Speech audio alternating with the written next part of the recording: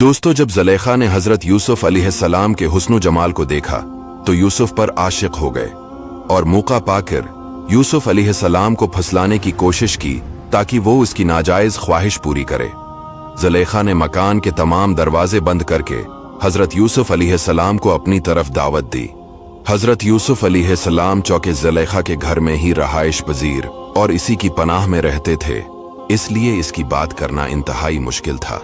लेकिन जब आप अलैहिस्सलाम ने खुद को हर तरफ से घेरा हुआ पाया तो आपने अज़्म और इरादे पर भरोसा करके पहले अल्लाह ताला की पनाह मांगी, फिर ज़ुलेखा को नसीहत करते हुए फरमाया, बेशक अजीज मिस्र ने मेरी परवरिश की, मुझे रहने के लिए जगह दी, तो क्या इसका बदला ये है कि मैं इसके अहले खाना में खयानत करूं? हरगिज नहीं हो सकता। हजरत यूसुफ अलैहिस्सलाम इंतहाई पाक दामन थे और आपकी पाक दामनी रब ताला ने कुरान पाक में भी बयान फरमाई। जब ज़ुलेखा हजरत यूसुफ अलैहिस्सलाम के पीछे ही पड़ गई और आप अलैहिस्सलाम ने रब की बरहान देखी तो वो दरवाजे की तरफ भागे और ज़ुलेखा उनके पीछे उन्हें पकड़ने के लिए भागी। आखिरकार ज़ुलेखा हजरत यूसुफ अलैहिस्सलाम तक पहुंची और इसने आपका कर्ता पीछे से पकड़कर आपको खींचा ताकि आप निकल ना पाएं, लेकिन आप गालिब आए और दरवाजे से बाहर निकल गए। ज़ुलेखा के खींचने की वजह से हजरत यूसुफ अलैहिस्सलाम की कमीज पीछे से फट गई थी। हजरत यूसुफ अलैहिस्सलाम जैसे ही बाहर निकले और आपके पीछे ज़ुलेखा भी निकली तो दोनों ने अजीज मिस्र को दरवाजे के पास पाया। ये देखकर फौरन ही ज़ुलेखा ने अपनी बराहत जाहिर करने और हजरत यूसुफ को अपने मकर से खफजदा करने के लिए हीला तराशा और शौहर से कहने लगी, इस शख्स की क्या सजा है जो तुम्हारी घरवाली के साथ बुराई का इरादा करे। इतना कहकर ज़ुलेखा को अंदेशा हुआ कि कहीं अजीज तेश में आकर यूसुफ को कत्ल न कर डाले, और ये बात ज़ुलेखा की शिद्दत मोहब्बत कब गवारा कर सकती थी, इसलिए इसने ये भी कह दिया, इसकी सजा यही है कि इसे कैद कर दिया जाए या दर्दनाक सजा दी जाए, यानी इसे कोड़े लगाए जाएं।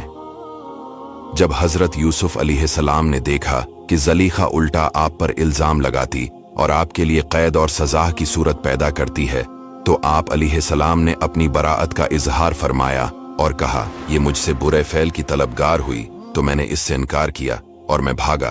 अजीज ने कहा, इस बात पर किस तरह यकीन किया जाए? हजरत यूसुफ अलैहिस्सलाम ने फरमाया, इस घर में 4 महीने का बच्चा है जो ज़ुलेखा के मामों का लड़का है, इससे पूछ लो।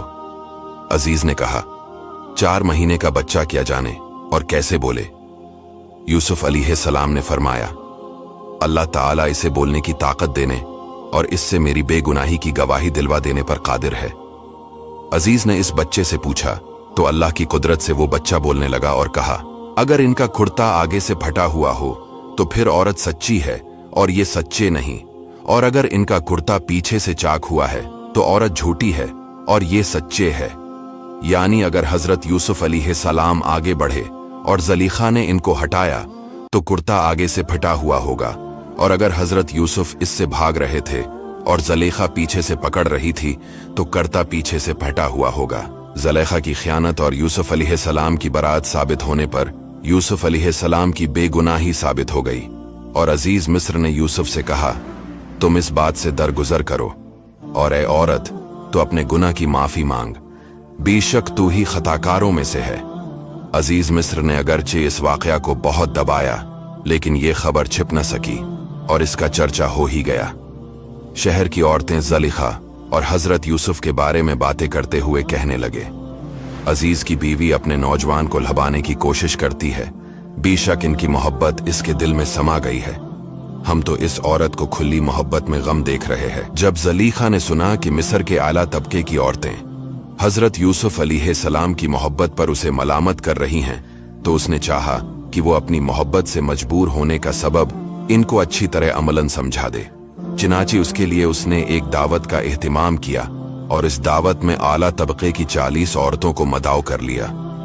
इनमें वो सब औरतें भी थीं जिन्होंने ज़ुलेखा पर मलामत की थी। ज़ुलेखा ने इन औरतों को बहुत इज्जत और एहतराम के साथ मेहमान बनाया।